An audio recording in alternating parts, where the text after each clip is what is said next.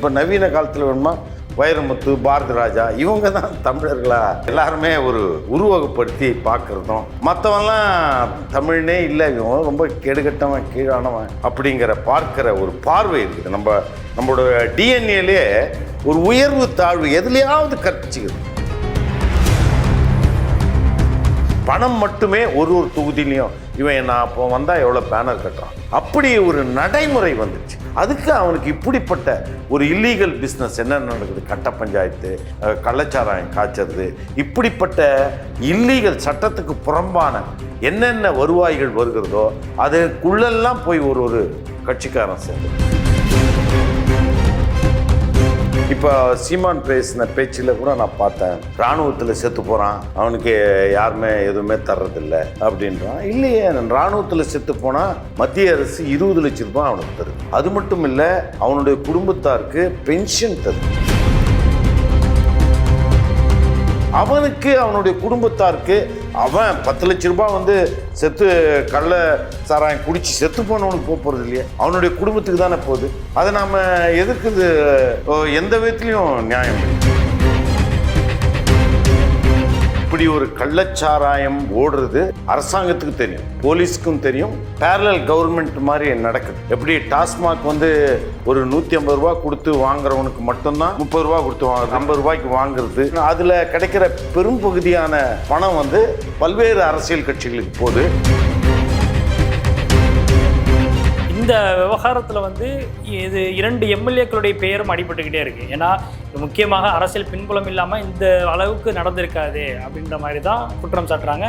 2 எம்எல்ஏக்கள் பெயரையும் குறிப்பிட்டு விமர்சனம் பண்ணுறாங்க.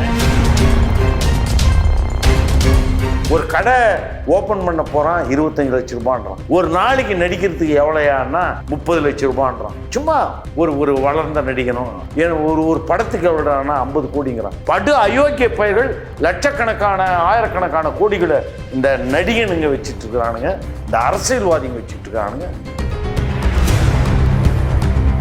இப்போ கமல்ஹாசன் அவர்கள் சொல்றாரு, குடிக்காத அப்படின்னு சொல்ற அறிவுரையை விட மிதமாக குடிங்க அப்படின்ற அறிவுரை தான் சிறந்தது அப்படின்ற மாதிரி சொல்றாரு. சில நேரத்தில் அவர் கொஞ்சம் சரியா கூட சொல்லுவார், பிராக்டிக்கலான விஷயம். அந்த மதுவை பயன்படுத்துகிற ஒரு சுதந்திரம், அதாவது நீங்க பார்த்தீங்கன்னா வெளிநாட்டில் அவன் வீட்டில் வச்சுக்கிட்டு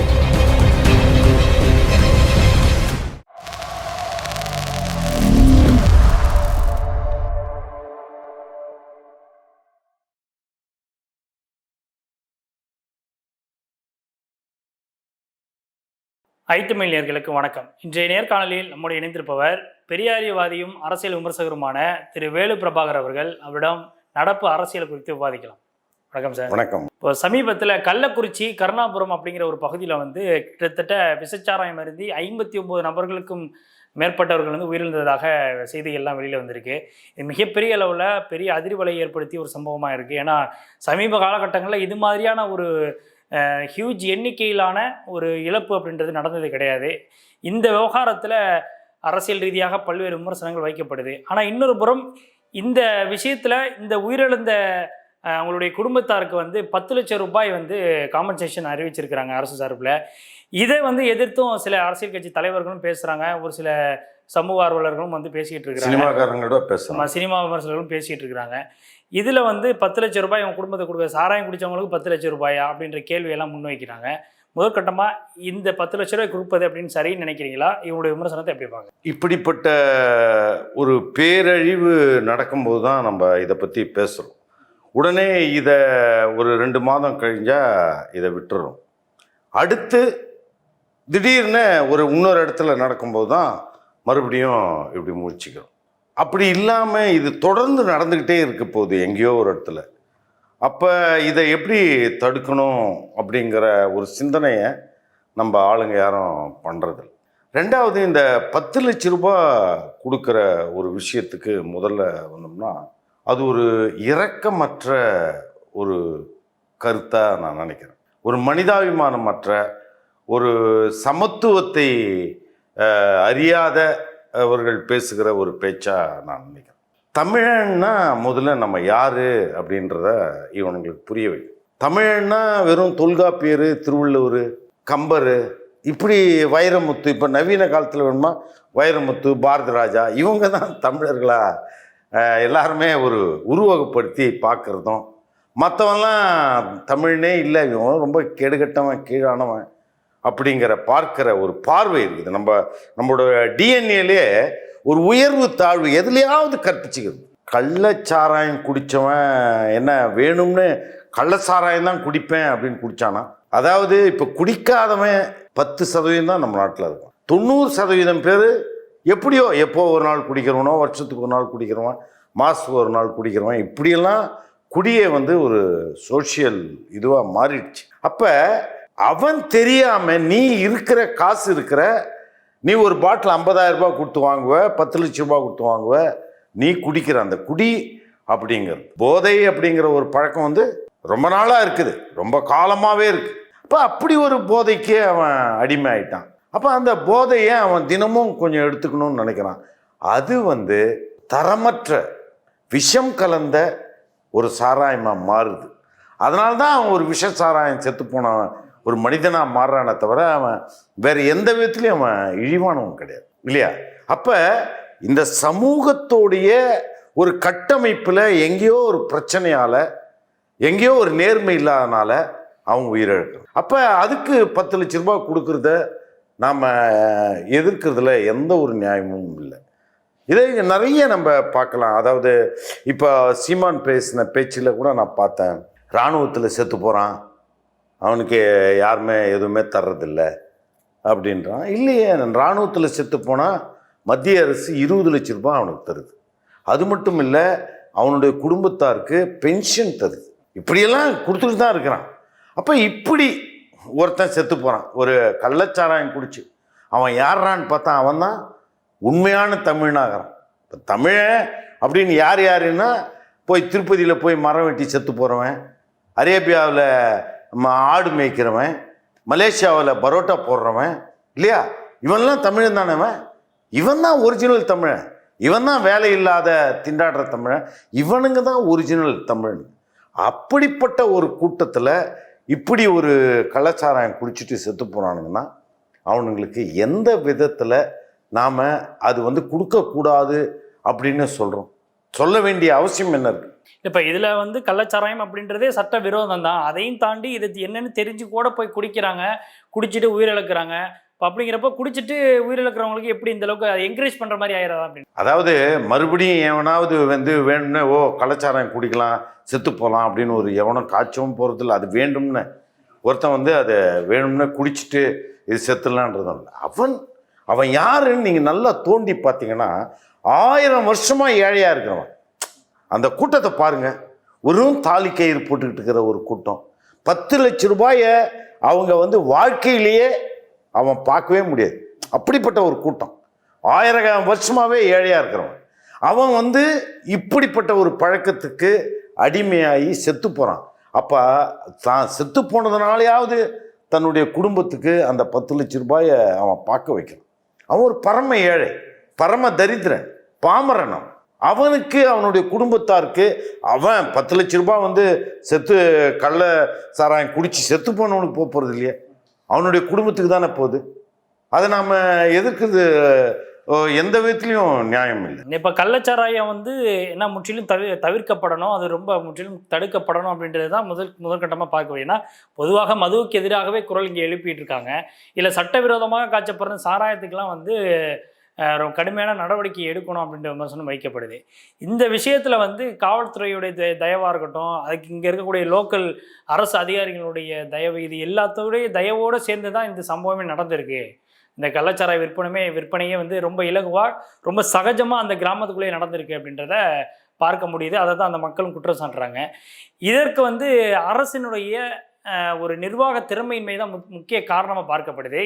இதை பற்றி நீங்கள் என்ன நினைக்கிறீங்க? நிச்சயமாக, அதாவது இப்படி ஒரு கள்ளச்சாராயம் ஓடுறது அரசாங்கத்துக்கு தெரியும், போலீஸுக்கும் தெரியும், அரசாங்கத்துக்கும் தெரியும். அது ஒரு பேரலல் கவர்மெண்ட் மாதிரி நடக்குது. எப்படி டாஸ்மாக் ஒரு 150 ரூபா கொடுத்து வாங்குறவனுக்கு மட்டும்தான் அந்த இது இருக்கோ, இன்னொன்று அடுத்தது 30 ரூபா கொடுத்து வாங்குறது, 20 ரூபா 50 ரூபாய்க்கு வாங்குறது, அப்படின்னு மக்கள் இந்த நிலைமையில் இருக்கிறாங்க. அவங்களுக்காக இது காய்ச்சப்படுது, அவங்களுக்காக இது விற்கப்படுது. அதில் கிடைக்கிற பெரும்பகுதியான பணம் வந்து பல்வேறு அரசியல் கட்சிகளுக்கு போகுது, போலீஸுக்கு போகுது. அப்படிங்கிறதெல்லாம் ஒரு ரொம்ப தெரிந்த ஒரு உண்மை. இதில் என்னன்னா பண்பற்ற தன்மை தான் நமக்கு தெரியுது. அதாவது உலகத்திலேயே உணவுல கலப்படம் பண்ணுறது இந்தியா தான் முதல் இடம். அது அரிசியாக இருக்கட்டும், பருப்பாக இருக்கட்டும், அது மிளகாக இருக்கட்டும், அது எதுவாக இருக்கட்டும், அவனுடைய மூளை வந்து முதல்ல இந்தியர்களுடைய மூளை வந்து அதில் குறிப்பாக தென்னகம், அதுலேயும் குறிப்பாக தமிழ்நாடு முதலிடத்தில் கலப்படம் பண்ணுறது. எண்ணெயாக இருந்தாலும் சரி, அது எதுவாக இருந்தாலும். அப்போ அந்த உணவில் ஒருத்தன் கலப்படம் பண்ணுறான்னா நீங்கள் அவனுடைய மூளையையோ இல்லை அவனுடைய மனிதாபிமானத்தையோ இல்லை அவனுடைய பண்பையோ நீங்கள் யோசித்து பார்த்தீங்கன்னா ரொம்ப ரொம்ப ரொம்ப ரொம்ப ரொம்ப ஒரு இழிவான ஒரு பண்பில், ஒரு இழிவான நிலையில தான் அவனுடைய மனிதத்தன்மை இயங்கிட்டு இருக்கு. அது பொதுவான இந்திய தன்மையாக இருக்கு. அந்த பொதுவான இந்திய தன்மையை நாம் மாற்றணும், அது ஒரு குறியாக வைக்கணும். அப்போ அதுலேயே ஒழுக்கம் இல்லாத போது லஞ்சத்திலையும் இந்தியாவில் தான் முதன்மையாக இருக்கணும். அப்போ லஞ்சம் என்பது ஏன்னா இப்போ போலீஸ் அதிகாரிகளாகட்டும் எவனாக இருக்கட்டும், அவனுக்கு கிடைக்கிற வருகிற வருமானம் இந்த காலகட்டத்தில் அவனுடைய சகல வசதிகளோடையும் அவனால் வாழ முடியும். இந்த மாதிரியான எல்லா பிரச்சனைகளையும் சேர்ந்து தான் இப்படிப்பட்ட ஒரு கள்ள சந்தை நடக்குது. இதுக்கு அரசாங்கம் ஏன் இந்த முடிவு எடுக்க மாட்டேன்றாங்க? இதில் தான் இந்த அரசாங்கத்தோடைய ஒரு ஒரு முற்போக்கற்ற ஒரு எண்ணம் நல்லா தெரியும். என்ன சாராயமும் கள்ளையும் எடுத்துன்னு வந்தால் தான் இவங்க மார்க்கெட்டுக்கு எடுத்துன்னு வந்தால் தான் அந்த குடியை வந்து ஒரு ஒழுங்குபடுத்துகிற ஒரு தன்மையாக வரும். இந்த விவகாரத்தில் வந்து இது 2 எம்எல்ஏக்களுடைய பெயரும் அடிபட்டுக்கிட்டே இருக்குது. ஏன்னா முக்கியமாக அரசியல் பின்புலம் இல்லாமல் இந்த அளவுக்கு நடந்திருக்காது அப்படின்ற மாதிரி தான் குற்றம் சாட்டுறாங்க. 2 எம்எல்ஏக்கள் பெயரையும் வந்து குறிப்பிட்டே விமர்சனம் பண்ணுறாங்க. ஏன்னா இந்த விஷயத்தில் வந்து அரசியல் பின்புலத்தில் இன்றைக்கி வந்து ரொம்ப சௌகரியமாக இந்த கலாச்சார விற்பனை அதிகரிக்கிறது எந்த அளவுக்கு சமூகத்தில் ஆபத்தை ஏற்படுத்துறீங்க? பெரும் ஆபத்து தான். இது வந்து அரசியல் கட்சிகளுடைய நேர்மையற்ற தன்மை தான். அதாவது ஒரு இடத்துல முன்னெல்லாம் அரசியல் கட்சிகளில் அறிஞர்களை தான் கட்சியில் சேர்ப்பாங்க. அறிஞர்களாக இருக்கணும், அவங்க அந்த பகுதியில் ஒரு நல்ல ஆசிரியராக இருக்கணும், அந்த பகுதியில் ஒரு பேராசிரியராக இருக்கணும். அப்படி ஒரு சமூக பார்வையாளனாக, சமூக சேவகனாக அப்படிலாம் இருந்தால் தான் அரசியல் கட்சியில் சேர்த்துட்டு இருந்தாங்க. இப்போ வந்து அவர்களுக்கு தேவை பணம். பணம் மட்டுமே ஒரு தொகுதியிலையும் இவன் நான் இப்போ வந்தால் எவ்வளோ பேனர் கட்டுறான், அதை வச்சு தான் அவனுக்கு நான் மரியாதை கொடுப்பேன், அவனுக்கு அடுத்த பதவியே நான் இந்த கட்சியிலே கொடுக்குறேன். அப்படி ஒரு நடைமுறை வந்துச்சு. அப்படி ஒரு நடைமுறை வரும்போது இவன் ஊருக்குள்ள ஒரு தலைவன் வர்றான்னா இங்கேருந்து ஒரு மைல் கணக்கில் அவன் ஃபோட்டோவையும் அவன் பேனரையும் ரொப்புறதுக்கு பல லட்சங்கள் பல கோடிகள் தேவைப்படுது. அவன் முன்னாடி நின்று ஒரு எம்எல்ஏ வரைக்கும் வரணும்னா கூட அதுக்கு அவனுக்கு இப்படிப்பட்ட ஒரு இல்லீகல் பிஸ்னஸ் என்ன நடக்குது, கட்ட பஞ்சாயத்து, இந்த மாதிரி இடங்களை சுருட்டுறது, இந்த மாதிரியான கள்ளச்சாராயம் காய்ச்சறது, இப்படிப்பட்ட இல்லீகல் சட்டத்துக்கு புறம்பான என்னென்ன வருவாய்கள் வருகிறதோ அதுக்குள்ளெல்லாம் போய் ஒரு கட்சிக்காரன் சேர்ந்து. இந்த விஷயம் வந்து ரொம்ப ஆபத்தாக தான் பார்க்கப்படுது. ஏன்னா கள்ளச்சார விவகாரத்தில் இன்றைக்கி கிட்டத்தட்ட 60 பேர் இங்கே நெருங்கிட்டாங்க. ஏன்னா இன்னும் மரண எண்ணிக்கை அதிகரிக்கும் அப்படின்ற ஒரு அச்சத்தையும் வந்து சொல்கிறாங்க. ஏன்னா இதில் வந்து மெத்தனால் கலந்து விற்பது அப்படின்றது இது இன்னொரு பழக்கமாக இருக்கு. ஏன்னா கள்ளச்சாராயம் அப்படிங்கிறது இன்னொரு ஊழல் போட்டு அதுக்கு நிறைய ப்ராசஸ்லாம் இருக்குன்னு சொல்கிறாங்க. ஆனால் அதை தாண்டி இது இன்ஸ்டண்ட்டாக செய்யக்கூடிய உடனடியாக செய்கிறது. இது தொழில் போட்டி காரணமாகவும் இந்த விஷயத்தை வந்து அதிகமாக செய்ய ஆரம்பிச்சிருக்கிறாங்க அப்படின்றத பார்க்க முடியுதுல்ல. இது எந்த அளவுக்கு வந்து சமூகத்தில் பெரிய ஒரு பங்கு வகிக்குதுன்னு நினைக்கிறீங்க? இது இந்த மெத்தனால் கலந்த விவகாரம் ஏற்கனவே மரக்காணத்துலேயும் இந்த சம்பவம் நடந்திருக்கு, 22 பேர் உயிரிழந்திருக்கிறாங்க. அரசினுடைய ஒரு கடுமையான நடவடிக்கை இந்த விஷயத்தில் முழுமையாக இல்லை அப்படின்னு நினைக்கிறீங்க? நிச்சயமா. அதாவது வந்து போலீஸ் அதிகாரிகளுக்கு தெரியாமல் ஒரு பகுதியிலையும் எந்த ஒரு சிறு இந்த மாதிரி வியாபாரம் நடக்கவே முடியாது. அப்படி நடக்கும்போது இது நல்லா தெரியுது. அந்த தெரிந்தே இதை நடக்கும்போது இதை காவல்துறை பக்கத்திலே தான் இருக்கும், நிச்சயமாக தெரியும். அப்படி இருக்கும்போது நல்ல வேளை ஒரு காவல்துறை போலீஸ்காரரோ யாரோ கூட இதில் மரணம் அடையாமல் ஏதாவது தப்பித்ததுன்னு நினைக்கிறேன். அது மாதிரி தான் எல்லாருடைய ஒரு நிலைமையே இருக்குது. அப்போ இந்த ஒட்டுமொத்தமான இந்த போதைக்கு எதிரான ஒரு அது நேர்மையான ஒரு பண்பை விதைக்கிற ஒரு தன்மையாவது எல்லாரும் சேர்ந்து செய்யணும். பொதுவாக இந்திய சமூகத்தில் ஏன் இந்த போதை பழக்கம் இவ்வளவு இருக்குது அப்படின்னு நான் நினைக்கிறேன் அப்படின்னா, மனித சுதந்திரத்துக்கு முற்றிலும் எதிரான பல அழுத்தங்கள் ஒவ்வொரு மனிதனுக்கும் இந்தியாவில், குறிப்பாக ரொம்ப பழைய சமூகமான தமிழர்களுக்கும் இந்த தென்னிந்தியர்களுக்கு கொடுக்கப்பட்டிருக்கு.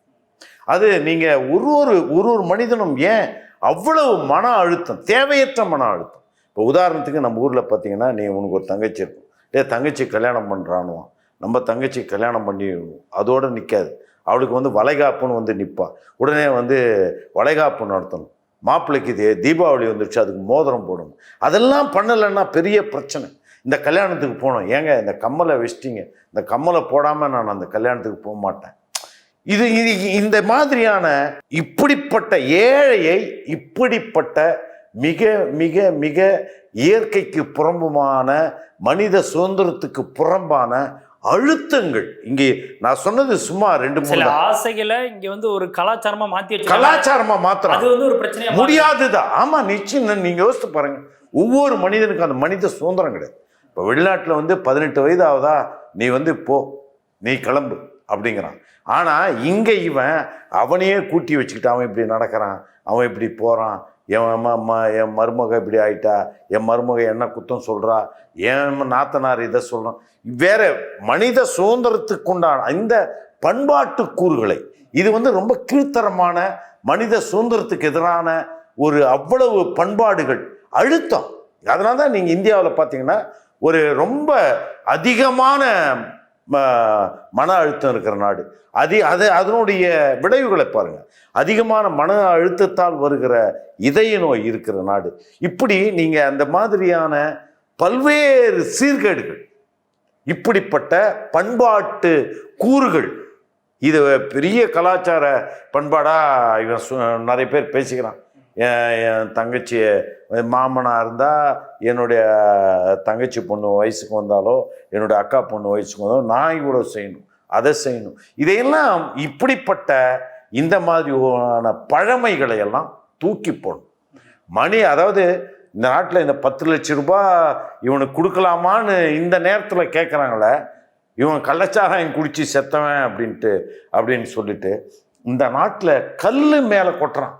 கல்லை வைரம் வைடூரியா டெக்கரேட் பண்ணுறான். அந்த கல்லை வச்சுக்கிட்டு அது சாமின்ட்டு அது கோயில் கட்டுறதுக்கு திருவிழான்றான். இப்படி பல கோடிகள்ன்றான். முட்டாள்தனமாக இருக்கிற நடிகனுங்க, இந்த நடிகனுங்க, இந்த சினிமா டைரக்டருங்கெல்லாம் இந்த நடிகனாவோ இந்த டைரக்டராவோ ஆகலைன்னா அவன் ₹1 கூட பலன் இருக்க மாட்டான். அப்படிப்பட்டவன் ஒரு கடை ஓப்பன் பண்ண போகிறான், 25 லட்சம் ரூபான்றான்.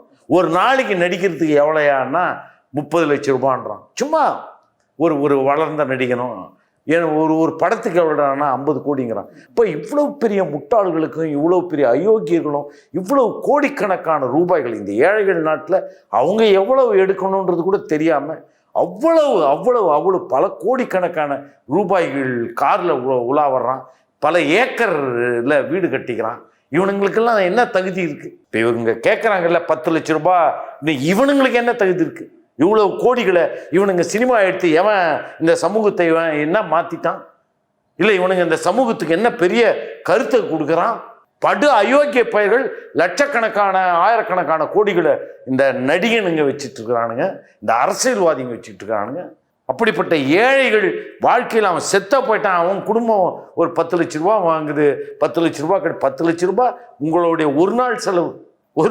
சில பேருக்கு ஒரு நாளைக்கே எத்தனை கோடி ரூபாய் செலவு பண்ணுறவன்னா இருக்கிறான். அப்படி இருக்கும்போது இப்படிப்பட்ட அயோக்கியத்தனத்தை நீங்கள் கைவிடும். எல்லோரையும் சமமாக பார்க்கிற ஒரு கண் உங்களுக்கு வேணும்.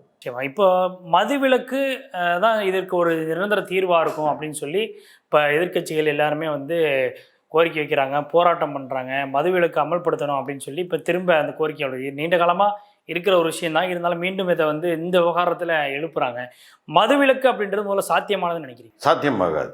சாத்தியமற்ற எப்படி இந்த நீட்டை பற்றி இவனுங்க பேசிகிட்டு இருக்கானுங்களோ ஒழிப்போன்ட்டு அதே மாதிரி தான் இதுவும் ஒரு இதை வந்து சமூகத்தோடைய ஒரு அங்கமாகிடுச்சு. ஒரு நவநாகரிக உலகத்தில் இதெல்லாம் வந்து பூட்டக்கூடாது. இது நீங்கள் அவனுக்கு தெளிவுபடுத்தணும், அவனுக்கு அந்த அளவுக்கு அவனை வசதியாக்கணும். நீங்கள் இன்னும் பண்போட நேர்மையோட இந்த அரசியல்வாதியெல்லாம் இந்த பிராந்தி கிந்தியெல்லாம் தயாரிக்கிறானே அவங்க கூட இதை விட ரொம்ப குவாலிட்டியான ஒரு சரக்கை தயார் பண்ணணும். அப்படிப்பட்ட ஒரு விஷயத்தை தான் இங்கே வந்து இவனுங்க நாம் இந்த சமூகத்துக்கு சொல்லித்தரணும்.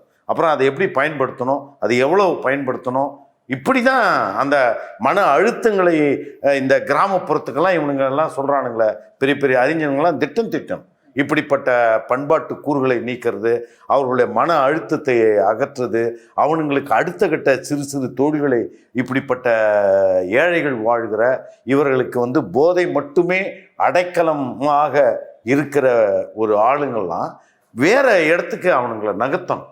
அதை வந்து நல்ல அவங்க குழந்தைங்களாக சிறுவர்களாக இருக்கும்போதே இல்லை வாலிபர்களாக இருக்கும்போதே அவர்களுக்கு உண்டான உடற்பயிற்சியோ இல்லைன்னா சின்ன சின்ன கலை சம்பந்தப்பட்ட பொருட்களை தயாரிக்கிறதோ அப்படியெல்லாம் நாம் சிந்தித்து அந்த மாதிரி ஒரு மன அழுத்தங்களை அப்படிப்பட்ட வேலையற்ற தன்மையை வறுமையை எல்லாம் போக்குனா எல்லாம் சரியாகும். இப்போ இல்லை, ஆனால் மதுவிலக்கு அப்படின்றது தான் இந்த சமூகத்தில் ஒரு இந்த மாதிரியான இந்த கலாச்சார விவகாரமாக இருக்கட்டும், இல்லை இன்னொரு பக்கம் வந்து ஒரு இளைஞர் சமூகம் அதிகமாக குடிப்பழக்கத்துக்கு இதாகுது, அது மூலமாக சமூகத்தில் பல சமூக சீர்கேடுகள் நடக்குது, சட்டம் ஒழுங்கு பிரச்சனைகள் நடக்குது. இதுக்கு எல்லாமே அடிப்படை மது தான்.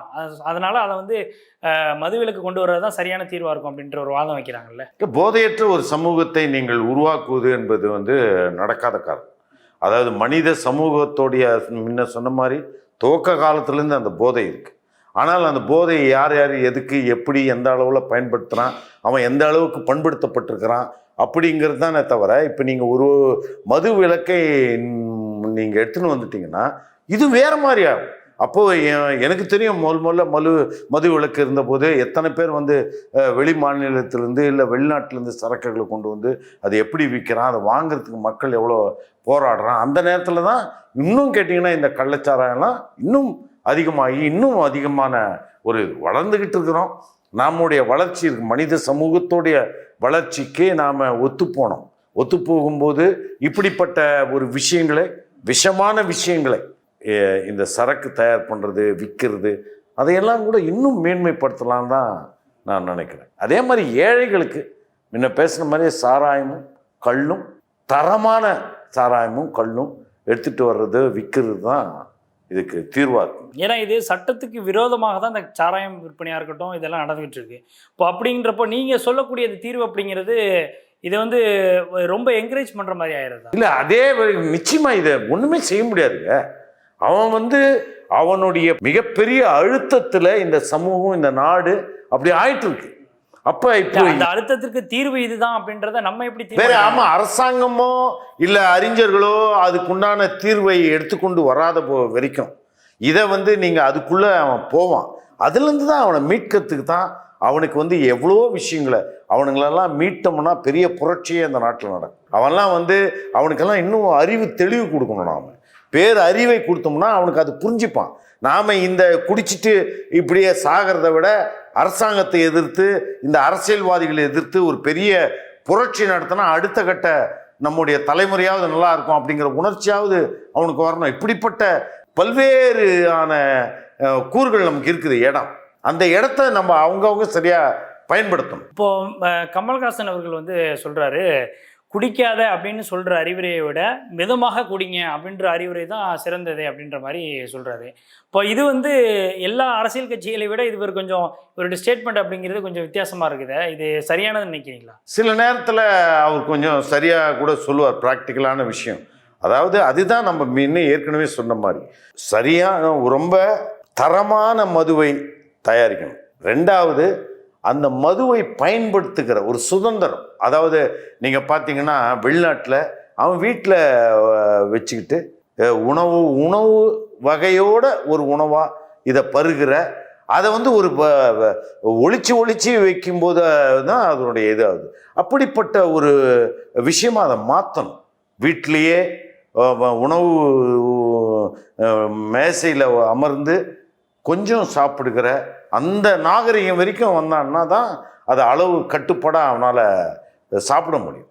அவன் திருட்டுத்தனமாக குடிச்சிட்டு வந்து கொஞ்சம் வாசனை அடிச்சனாவே பொண்டாட்டியும் அம்மாவும் தம்பியும் அண்ணனும் சேர்ந்து அவனை அழுத்துறதும் அப்போ அவனுக்கு அது இந்த மாதிரி எப்போ மறைக்கப்பட்டு ஒதுக்கப்படும் போது அது மேலே ரொம்ப ஈர்ப்பாகுதோ அந்த விஷயங்களை நீங்கள் ரொம்ப நேர்மையாகவும் தரமுள்ளதாகவும் அதை சாதாரணமான ஒரு விஷயமாகவும் மாற்றும்போது தான் அது குறையும். நிச்சயமாக பல்வேறு கேள்விகளுக்கு ரொம்ப தெளிவாக பதில் சொன்னீங்க. என்னுடைய அரங்கிற்கு நேர்காணல் தேர்வு. நன்றி.